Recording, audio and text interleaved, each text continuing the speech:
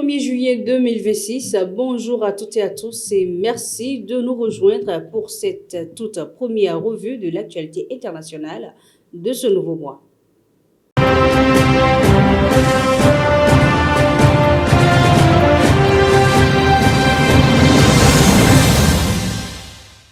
Au sommaire de cette édition, tension politique au Sénégal, espoir dans la lutte contre Ebola en République démocratique du Congo, renforcement de la défense européenne en Pologne et nouvelle escalade des tensions au Moyen-Orient.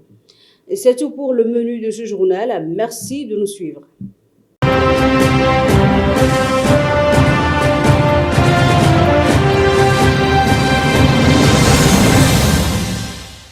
On démarre avec le Sénégal. 2 députés du parti PASTEF ont été convoqués par la gendarmerie.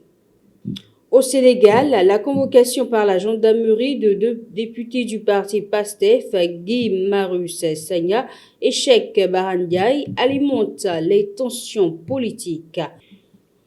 Les 2 élus doivent être entendus aujourd'hui dans un contexte déjà marqué par la crise ouverte après le limogeage d'Ousmane Sonko le 22 mai dernier.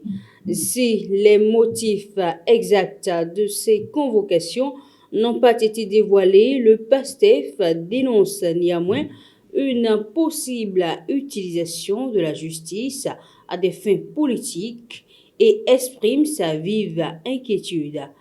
Amnesty International Sénégal s'interroge également sur d'éventuelles poursuites liées à la liberté d'expression. Direction à présent de la République démocratique du Congo où une note d'espoir émerge face à l'épidémie d'Ebola. En RDC, 4 patients atteints du variant Bundibugyo d'Ebola ont été déclarés guéris à Bunia, dans la province de l'Ituri. Leur établissement porte à 5 le nombre total de cette souche du virus pour laquelle aucun vaccin ni traitement homologué n'est encore disponible. Tous membres du personnel soignant, les patients ont été présentés au directeur général de l'OMS. Selon les responsables médicaux, leur guérison a été obtenue grâce à une prise en charge symptomatique adaptée. Pour l'OMS, ces résultats constituent un signal encourageant dans la lutte contre l'épidémie. En Europe, à présent, on apprend que la Pologne renforce considérablement ses capacités militaires grâce à un programme financé par l'Union européenne. La Pologne est devenue le premier bénéficiaire du programme européen de défense SAFE en signant les premiers contrats financés par ce mécanisme. D'une valeur de 14 milliards d'euros, ces accords ont été conclus dans l'aciérie Utah-Stalowa, symbole de l'industrie d'armement nationale. Le gouvernement de Donald Tusk se félicite de cette avancée malgré les critiques de l'opposition.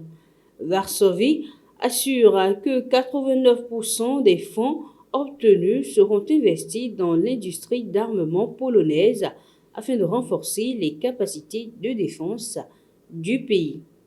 Enfin, terminons cette édition au Moyen-Orient où les tensions continuent de s'aggraver malgré l'appel à l'apaisement.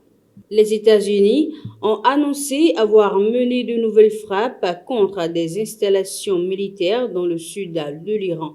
En réponse, les gardiens de la révolution iranienne affirment avoir ciblé une base utilisée par l'armée américaine. Dans le même temps, l'offensive israélienne au Liban se poursuit. L'Israël affirme avoir franchi le fleuve Litani et a pris le contrôle de la forteresse stratégique de Beaufort. Selon les autorités libanaises, les combats ont déjà fait plus de 3400 morts et plus de 10 000 blessés depuis le début de l'offensive en mars. C'est la fin de cette édition. Merci de nous avoir suivis et à bientôt pour un nouveau point de l'actualité.